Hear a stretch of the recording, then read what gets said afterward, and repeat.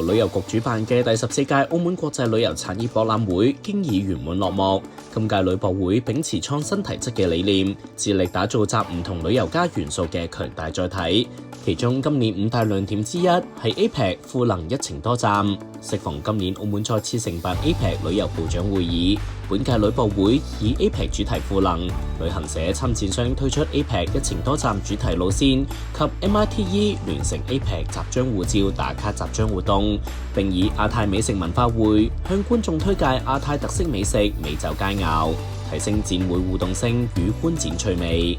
部分旅行社參展商推出 APEC 一程多站主題路線，首發銷售相關主題旅遊產品。6月份咧，澳門 APEC 係澳門舉辦啦，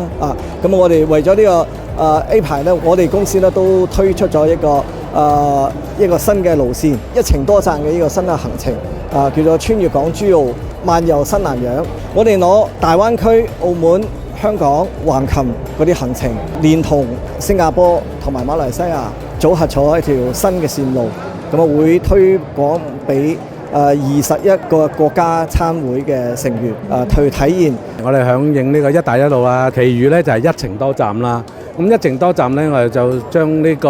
澳門作為一個發射點啦，將東南亞啦，將新加坡啊、泰國啊、馬來西亞一個串聯啦，或者日韓一個串聯啦，甚至乎由澳門出發經北京去呢個土耳其啊，咁啊或者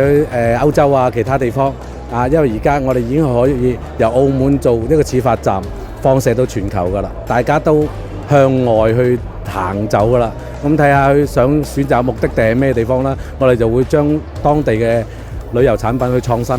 同時，展會瞄準國際多元拓展，葡萄牙及西班牙國家展館將繼續亮相旅博會，並與旅遊局及招商投資促進局協作，發揮中葡平台優勢及澳門作為精準聯繫人嘅角色。旅博會持續發揮澳門作為平台與橋梁嘅優勢，為全球旅遊業及關聯產業搭建優質高效嘅互動合作平台與產品展示舞台，促進區域及國際旅遊交流合作，為澳門打造更高水平對外開放平台作出貢獻。